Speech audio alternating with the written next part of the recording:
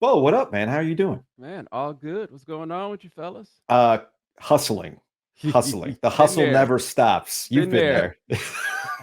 there. This is new for me, Bo. I'm 44 years old. Just been working for a place for all this time. Now I'm like, oh, geez. Giglio's got that sales pit. He's got that dog in him. I'm just like, I don't know what I'm doing. I Yeah, don't no, know what I'm doing. I'm accustomed to getting let go from stuff every year or two.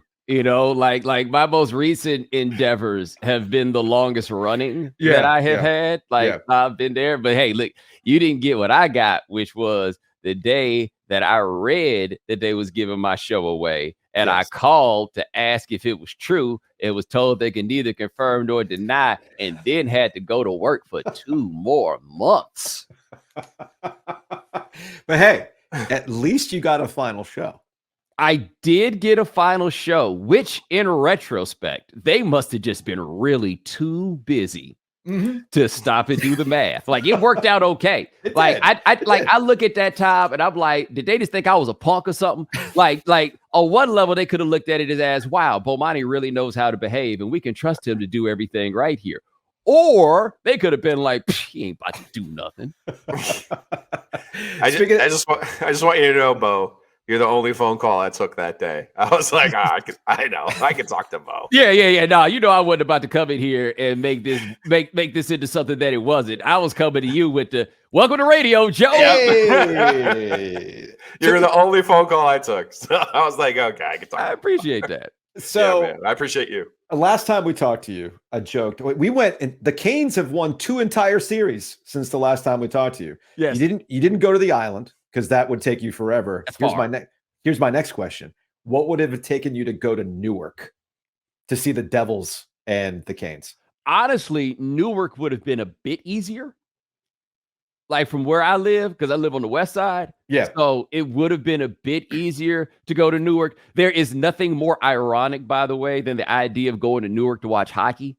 That is something that I don't think gets discussed nearly enough. It's like the only place out there, since they don't do it at the Meadowlands anymore. It's like the only place in Jersey that's big enough to sustain such a thing. Okay. But it's also the least hockey place in Durham. I mean, the mayor's name is Ross Baraka, dog. Like, this is not, I would love to know how many actual Newarkites are showing up to that arena. It's a whole lot of people that are. So Brick City's not down for hockey? Is that what you're telling me? Look, it's interesting because they're looking at trying to bring a hockey team back to Atlanta, but they're trying to put it out there where the white folks are, right? Like they did something very similar to baseball stadium because white people in Atlanta don't like to come to Atlanta. I understand that sounds ironic, but that's what it is. But Jersey, they just had to make peace. I made the same point. I just didn't make it as well as you just did. So I just want to go on the record with that. It's par for the course when we talk to Bomani. He's always making the points much, much better than we can. Although it is so, for instance, we talk about these various hockey markets and we go a little bit of a tangent here. We put your economics hat on here. Gary Bettman, the commissioner of the NHL, has done a pretty good job of identifying this growth. I mean, we got an all Sun Belt Final Four in hockey, right? With the Canes and the Panthers, got the Golden Knights and the Dallas Stars. But it didn't work in Phoenix. And Phoenix is just like straight, like they're just no. And they keep voting it out. No matter how many times Bettman wants to try to make it happen there, it's simply not going to happen. But there are other areas that are interested in. You brought up Atlanta. There's Portland that's come up as well. And it's interesting where it's okay to admit that maybe expansion for a particular team might not work there. Right. And sometimes you just have to cut your losses. Yeah, like it's not going to work in Portland, I don't think, because I just don't think Portland is big enough for 2 winter sports. And I guess like there, I don't think it goes. Atlanta, where you've got kind of this bifurcated metropolitan area, you can make it work. We saw it happen in Miami, where they had to get out of Miami. And I understand that for people who don't know that area, Sunrise and Miami are literally 2 different worlds for a number of reasons. The biggest one being language, right? Like hockey wasn't going to work in Dade. You had a chance in Broward, and they seem to be doing okay in Broward, right? Phoenix seemed to make so much sense because the market is so big. It's a spread out kind of big. But I didn't know this, and I'm asking. When I say I don't know this, I'm asking. Was their problem hockey, or was their problem the ownership groups? Because them jokers went bankrupt, right? It was both. Because as you're kind of seeing there, that area and I guess we saw this with the A's too. We saw it with San Diego. There are some municipalities that just are not going to play ball. They seem to have gotten that religion of, you can give me every economic impact you want to throw at us. And we're dealing with that here locally with PNC Arena and what Tom Dundon, the owner, wants to do around that area. Because right now it's just the arena, it's just the football stadium, and there's really nothing around it. Shout out to Breeze Through. So that, to me, they're going to keep trying to, like, well, this is good for the city. That's what the David Tepper's doing with the Carolina Panthers right now. And the city seems to be acquiescing to what he wants to do. And maybe they're scared about what happened in Rock Hill, where he just said, forget it, I'm out if I'm not going to get what I want. Because the last thing you want to do is lose an NFL team. So sometimes you're going to play ball, but those cities that I just mentioned seem perfectly okay with just saying, yeah, we ain't going to miss you. San Diego's moved on with its life. Oakland will move on with its life without the A's. Yeah, now, and that's particularly with California, right? They're just like, yo, we ain't got the money. We're not here for it. What I wonder about Phoenix, because look, I'm from Houston. Houston had a WHA team that Gordie Howe played for. When I was in high school, they brought back the Houston Aeros to try to bring it back. Near my house, they built the Aerodrome, a ice skating place that you could go to and all of that. You ain't going to be able to make a hockey team work in Houston, I don't think. Which is funny, because that's where, when people talk about relocation rumor for the Canes, and Tom Dunn's from Texas, they always bring up Houston. Yeah, and I mean, it makes sense because Houston is so big, but again, Houston is not split up like Miami is, where you could just go find, I think, the other part of town. The other question that I have there, and I don't have the answer for this, and I know this may be a little bit of a hot take, but I think it's worth mentioning. How much do our Latino brothers and sisters, specifically in the case of Phoenix and Houston, Mexicans, enjoy hockey? I don't have the answer for that. I would not assume in either direction, because quite honestly, the idea of people fighting and bleeding on the ice, if you watch Mexican boxers, it's a thing. You know what I mean? Like, that's kind of the bag. I took a fascinating trip. I went to Playa del Carmen a few months ago, and I actually got some insight as to how this thing works or why you might go that way. But if you have a population in a place like Houston or a place like Phoenix that's heavily Latino, and Latinos are not into whatever game you're playing, then it's not as good an idea as it sounds like to go there just because they got a bunch of people. Bomani Jones. I actually think hockey's play is to put a second team in Toronto. I think that's the play. Could that work? I do. It's like a Mets situation, right? Yeah. Because you have there's such a season ticket demand, the whole thing with the Maple Leafs. They're not frustrated with them in terms of how they're run. They have such talent, but they could absolutely support a second NHL. The way that they support the Marlies is their minor league team is pretty much the same as another NHL team. And for all the reasons you're mentioning, Bo, there's so many questions in other places in this country.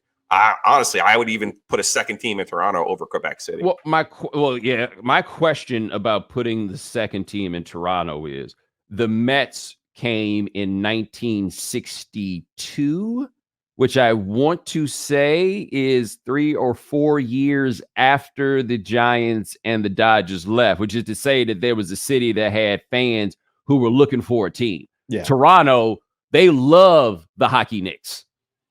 Right? Like, yes. I don't know how you get people to bail on the Hockey Knicks. Would it be Lakers Clippers? I mean, is that what you're kind of dealing with if you put a second team there? Yeah, except Los Angeles is way bigger, right? So what you have in LA is you go to the Lakers game to watch the Lakers. You go to the Clippers to watch whoever the other team is. And maybe that happens because they do have that thing in Toronto where everybody complains about how high the ticket prices are. Yes, and that's why that's why you end up having another team, because the ticket prices would absolutely not be the same.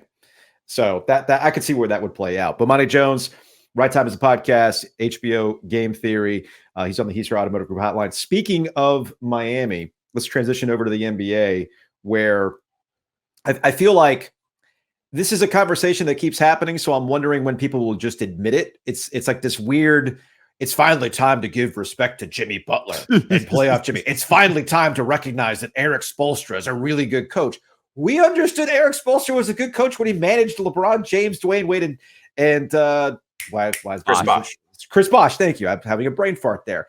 And that I thought that happened in the bubble too. But Joe and I have talked about this. It's almost like people want to dismiss what happened in the bubble when I think it was actually more impressive than anything else. And maybe now people are giving the Heat the credit that they deserve for what Jimmy Butler is doing on a consistent basis in the playoffs and what Spoelstra is doing to adjust. But here's the thing. I think that people want to ignore the bubble in large part because they didn't watch it because it was very difficult television. Like Sure. it was like doing Game Theory. We did the first episode with no laugh track. And everybody always says, I don't need nobody to tell me when to laugh. Yes, you do. Yeah. I mean, we did the second episode with it. It changed everything. Like our first episode goes over a lot different if people just have that in the background. That's part of it. Watching basketball with no crowd was like watching basketball on a soundstage. Like people just didn't watch it. But to me, what's so odd about that is they went to the conference finals last year, and if Jimmy walks into that three at the end of the game and makes it, the Celtics suffer one of the great collapses of all time. And everything that we're saying about Jimmy Butler now, we would have said last year. What I need people to get is regular season Jimmy Butler is really damn good too. And that's the part that I think that people have missed over the last 4 years with him in Miami. It's an absolute perfect fit. He is that guy, and he's that guy in a way that we kind of miss, which is we grinding this out, dog. Like no matter what anybody says about all these 3-pointers, and that's what no. The math has moved us in that direction. But we love dudes that decide, I am going to go do this. That's why people are really enjoying watching this Jokic thing now. It's like, yo, you want to watch a guy go to side? Jump on my back, boys. We about to make this happen. What's your take, Bo, on NBA coaches and what they do or don't do? I look at Monty Williams and how his tremendous success in the regular season. Doc Rivers, can't argue with his ability during the regular season. But getting to this Boston-Miami series, you know, we're starting to see Joe Mazzulla a little bit in over his skis against Spoelstra here, in my opinion. Because in my opinion, the Celtics are the most talented team in the NBA and should win this damn thing. But I'm watching that game last night going, they are on the fool around, find out chart right now. And Butler and Spoelstra are more than happy to show them what happens. Well, I think there's two levels, right? One of them is their rookie coach, right? Like, let's just be fair to him. He ain't never done this before. He wasn't walking in the year expecting that he was going to do this. But I think, like what happened with Monty, and I think Doc to a lesser degree, it's a people business, man. And it matters a lot less in football in particular. Baseball's a little different. But whether or not these dudes like you, and what seemed very clear to me is those dudes got tired of Monty Williams and his get down. He could be a bit of an overbearing personality with a heavy hint of Jesus. And not everybody was going for that. So you can win all those games, but you get smoked the last game of the series in the way they did 2 years in a row at the house. You're going to get fired. Like that's the name of the game there. That's what's going to happen to you. With Doc, where I think Doc got treated unfairly is this. The Sixers, for all these years, have had a second-round roster.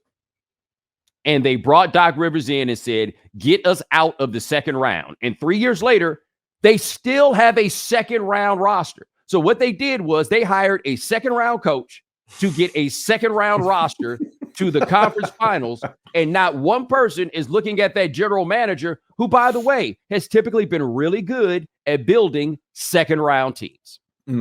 Is there anything more satisfying than watching 10 years worth of people trying to go galaxy brain on a franchise and then having it never be successful? Like all these people, like, you just don't get it, man. You just don't get the brilliance of what's going on here, the true believer stuff. And it's like, no, it's kind of like how you were Bitcoin, right? You kept saying, this is funny money. This is funny money. This is like, stop it. It's not actual money. And then when it all implodes, you're like, I tried to tell you. And I feel like the same thing's happening with the whole process and how everything played out over the last 10 years. It's hilarious to watch. All right. I want to go to the wiki for you about the process because I looked up Sam Hinkie in here because as you guys know, I did a television show with Pablo for many years and he's a process devotee. And it made me hate everything around the process so bad. I disliked it at first. But the process itself was honestly so representative of everything I hate in life. Like it's such a Bain capital, such a soulless, we're just going to tear this thing all the way down to the studs. And then we figured out a juke, right? Like we figured out some quirk in the rules that'll allow us to get all these players. Great job. You tanked out to get Jahlil Okafor. You know what I mean? But I mean, that's what they did. They were they were so dedicated to being losers. It's one thing to tank it out to get Big Vic from France. It's another thing to tank it out knowing there's nobody in the draft worth tanking for. Like if they tanked it out to get Karl Towns that year, it would have been no better. But I just want you to hear the first major move that Hinkie made was to trade Drew Holiday to get Nerlens Noel. Right? I mean, all right, and let's remember this. Part of why I think they got Nerlens Noel was because Nerlens Noel was not going to be able to play that year because he had the ACL tear on the way out, and he turned out to be Nerlens Noel. Then the next year, they made the move. And by the way, as much credit as Hinkie gets for trading Michael Carter-Williams, he drafted Michael Carter-Williams when they could have taken Giannis a couple picks later. Like, if this dude was really the genius like people say that he is. They could have had Giannis? I totally forgot. They could have had Giannis. Yeah. So that's what I'm saying. I'm still fixated on. It kind of ties it back to the beginning of this conversation on the NBA. They told Jimmy Butler to go kick rocks. That's the part they told Jimmy. Hilarious. Now, to be fair, that wasn't Hinkie, right? But the whole thing with the process truthers is that, well, if only Sam had his chance. Go look at what he actually did when he had his chance, and the only thing he did was have the number 3 pick and a 3-player draft, and he took the one that was left, and it was Embiid, and it worked. They got the pick to take Ben Simmons, and Hinkie would have taken Ben Simmons because all of us would have taken Ben Simmons, and it didn't work out. If the whole idea of the process was get us 2 superstars, you got them. You got the guys that you thought would have been the dudes, and it still didn't work, but people still try to hold on and act like, oh, if only. But for all this time, it's just been a second-round roster, and they had the Jimmy Butler chance, and they blew it. One of my favorite moments, Bo, was seeing Ben Simmons at LSU. They actually played up at Barclays against State. And the Martin twins, now we know the Martin twins are in the NBA now, but at the time, they weren't very highly thought of other than by me and Bobby Lutz. The Martin twins outplayed Ben Simmons, and I think he took 6 shots in the game. And I left that game going, I don't know what this guy is supposed to be, but I want no part of him. They lost to a State team that won like 14 games that year. And I'm like, I want no part of this guy. So anyway, I had to defend my honor there. He's like a different version of Michael Beasley in the sense that the talent was so readily apparent, but people were telling us, guys, don't know about this dude. They were like, oh, what do you mean? You go take the talent. And then Michael Beasley got there and immediately it was like, ooh, I don't know about this dude. And with Ben Simmons, they warned us about all of it. And we tried to write off the fact that they didn't win anything at LSU and he didn't seem like he wanted to be there and everything else. And we were all wrong. But to Joe's question, I love watching this happen with the Sixers. I love it so much. And now it's even better because they got Morey there. And I love nothing more than watching Morey mess it up. Some Houston, Yes. Trading the pick to trading what should have been Tatum.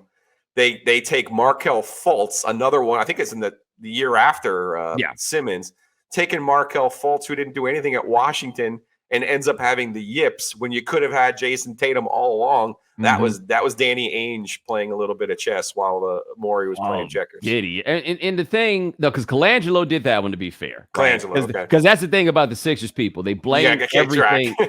Everything is Colangelo's fault, right? I'm almost inclined to cut them slack on Fultz because what ultimately turned out to be the problem, nobody really saw that. But you could see Tatum. You could see Tatum. Well, you could see Tatum in large part, but let us not forget that a certain legendary coach definitely did a masterful underachieving job. Struggled a bit when it came. He was hurt that year, in fairness. Yeah, but they closed out really, really strong. We were actually talking about this the other day when Tatum went off in that series clinching win, and I said it back then. I mean, GoldenEye had these debates back then. It's like in that draft, I'm like, I'm sorry, Tatum's the most NBA ready player that I saw all season long. Maybe I'm biased because I was watching Duke most of the year, but that seems to have panned out. I mean, we can't sit and go, oh man, who could have imagined? No, we kind of understood that he was, and it's been fun to watch him absolutely blow up. All right, we'll close on this, Bo.